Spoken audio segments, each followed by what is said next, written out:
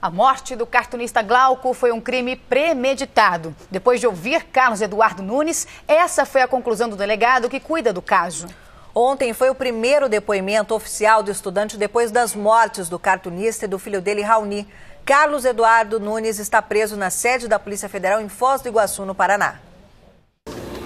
O advogado de defesa chegou às 3 horas da tarde e foi direto para a sala onde era esperado pelos delegados de São Paulo e do Paraná.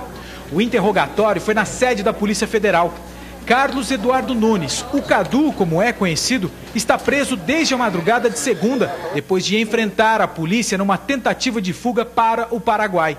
A polícia de São Paulo decidiu não esperar a transferência de Cadu. O primeiro depoimento dele, oficial, sobre o duplo homicídio, foi aqui mesmo, em Foz do Iguaçu. No Paraná, Cadu vai responder por tentativa de homicídio, por ferir um policial e receptação de carro roubado. Em São Paulo, além dos 2 assassinatos de pai e filho, deve ser processado por roubo, lesão corporal, porte ilegal de armas, ameaça e tentativa de homicídio. Se condenado, pode pegar até 30 anos de prisão. O depoimento de Cadu também é fundamental para a polícia definir se Felipe Aze será indiciado. Ele dirigiu o carro que levou Cadu até a chácara onde Glauco e a família estavam.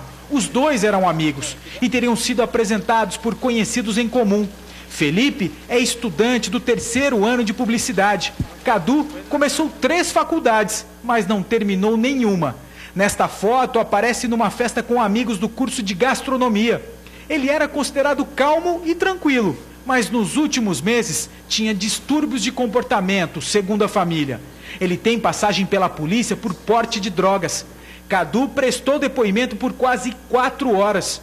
O delegado de Osasco, que veio para o interrogatório, saiu sem falar com a imprensa. O advogado de defesa, Gustavo Badaró, não quis comentar o depoimento de Cadu. Ele falou tudo que ele tinha que falar. Eu não orientei, não disse para ele falar alguma coisa ou deixar de falar.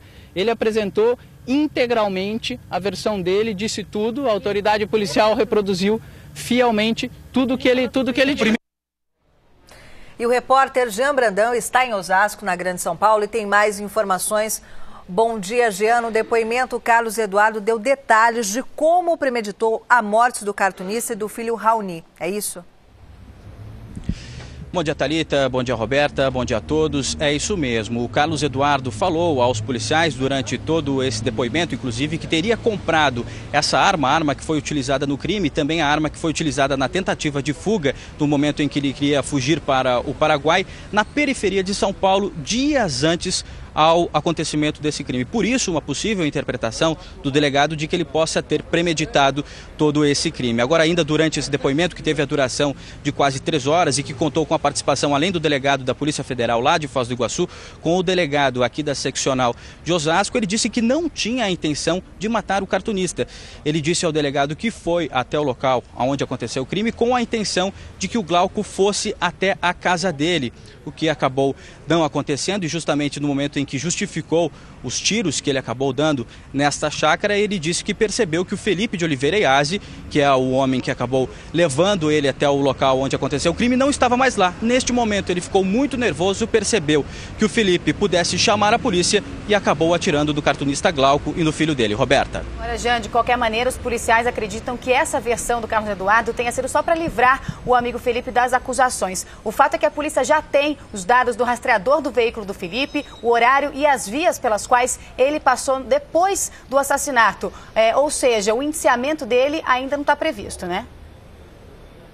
Ainda não está previsto, mas como você muito bem falou, essas informações são muito importantes para confrontar o que o Carlos Eduardo disse e com o que o próprio Felipe disse ainda no domingo aqui na seccional de Osasco. Essas informações vão ser importantes, inclusive, para que o delegado possa montar a reconstituição desse crime, possa refazer todo o trajeto do Felipe e do Carlos Eduardo até o local onde aconteceu o crime e o momento em que eles deixaram a chácara, a hora em que eles deixaram a chácara. E essas informações são muito importantes, então, para o delegado apurar, inclusive, a responsabilidade efetiva do Felipe de Oliveira Aze neste crime. Voltamos aos estúdios do Fala Brasil. Exatamente, Jean, obrigada pelas informações. A polícia também espera agora receber eventuais registros fotográficos e também de empresas de telefonia celular, isso tudo depois do assassinato. Agora a gente vai até a Curitiba, onde está a repórter Patrícia Tomás. Patrícia, um bom dia para você. Já se sabe quando o Carlos Eduardo Nunes vai ser transferido para São Paulo? Olá, bom dia. A Polícia Federal de Foz do Iguaçu ainda não recebeu o pedido de transferência. Isso só deve acontecer após a conclusão do flagrante, o que deve levar mais alguns dias. Lembrando que aqui no Paraná, Carlos Eduardo também responde ao crime de tentativa de homicídio por ferir um policial. E até o início da próxima semana será feita a reconstituição dessa tentativa de fuga na Ponte da Amizade que liga o Brasil ao Paraguai. Ainda não se sabe se Carlos Eduardo irá participar dessa reconstituição. Ele permanece preso numa cela isolada na Polícia Federal de Foz do Iguaçu e até sexta-feira sai o resultado do exame toxicológico para verificar se ele usou drogas.